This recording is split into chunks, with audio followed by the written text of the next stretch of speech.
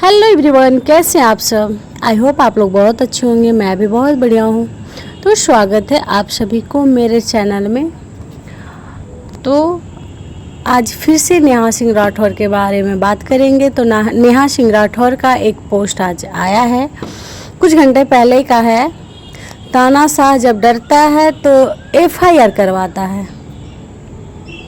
इस वीडियो में मैंने इनका देखा कि इन्होंने बताया कि इन पे 400 पार शिकायतें हैं। ठीक है, तो हम ये कहना चाहेंगे कि नेहा सिंह राठौर को इतने दिन से याद नहीं था क्या कि 400 पार इन पे शिकायतें दर्ज हुई हैं। जब इनको कोई भी मुद्दा वीडियो बनाने का नहीं मिला तो फिर से इस तरफ आई और बोलना चालू की। हद है यार, मतलब कुछ भी। उतना दिन से आपको याद नहीं था, आज अचानक से याद आ गया कि आप पे इतना शिकायतें दर्ज हो रही हैं। अच्छा पॉलिटिक्स खेलती हो आप। पता है, बहुत पहले मैं पोस्ट की थी जब स्टार्ट हुआ था जो पहलगाम हमले वाला, तो उसमें मैं एक पोस्ट की थी कि नेहा सिंह राठौर के बारे में कुछ मतलब विपक्षी था। तो उसमें एक भाई ने कमेंट्स किया था कि जब युद्ध होगा ना तो आप भागते दिखोगी और नेहा सिंह राठौर ही लड़ाई लड़ेंगी, मतलब वहाँ पे सामने रहेंगी। तो मैंने उस पर बोला था, मतलब मैंने बोला था कि हाँ भाई, मैं तो हाउस वाइफ हूँ, मैं वहाँ पे युद्ध में नहीं जा सकती हूँ, लेकिन इतना मुझे भी कंफर्म है कि नेहा सिंह राठौर भी नहीं जाएंगी। तो जब युद्ध हुआ तो हम उन भाई से पूछना चाहेंगे कि क्या नेहा सिंह राठौर गई युद्ध में। जब युद्ध हो रहा था तो उन्होंने बोला लाशें यहाँ गिरी है, लाशें वहाँ गिरी है, फ़ायदा किसका। जब युद्ध बंद हुआ तब बोली कि कायर है प्रधानमंत्री, चौकीदार कायर है। जब युद्ध नहीं हो रहा था तो ये युद्ध की मांग कर रही थी। तो ये है आपकी नेहा सिंह राठौर, और आप कहते हो कि एक सच्ची देशभक्त है। देशभक्त इसे कहते हैं, इसे देशभक्त नहीं दोगला कहते हैं।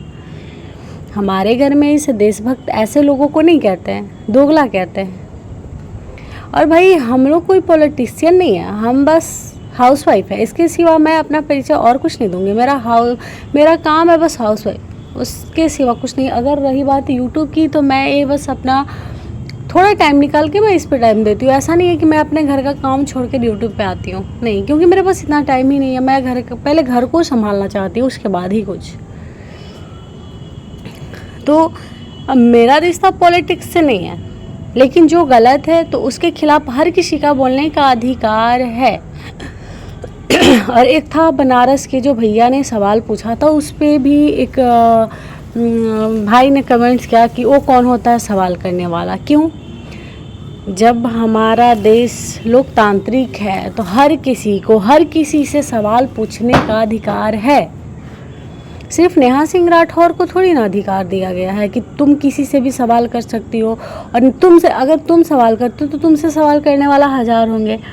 तो फिर यहाँ गलत कैसे हुआ उस आदमी सवाल, चाहे वो किसी भी पक्ष का हो, बीजेपी हो, आरजेडी हो, किसी भी पक्ष का हो, मुझे नहीं पता, आरएसएस का हो, कुछ भी हो, लेकिन सवाल पूछने का अधिकार हर किसी का इक्वल है। अगर हम किसी को कुछ कहने का हक रखते हैं तो हम सुनने का भी उतनी हिम्मत हमें रखनी पड़ेगी, है ना।